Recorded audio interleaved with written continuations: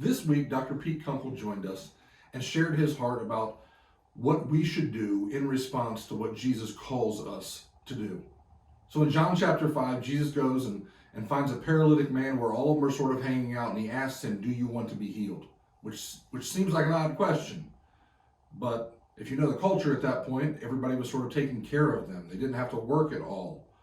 But so often Jesus will talk to us and ask you, do you want me to help you with this? Do you want to be healed of this? And you think there are only two answers. Yes, I want it, or no, I don't.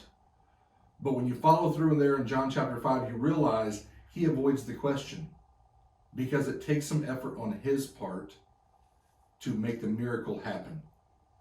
And when Jesus asks him, do you want to be healed? He tells him to get up, take your mat, and walk. Some of us need to realize we need to put in some effort if we're hoping for miracles to show up.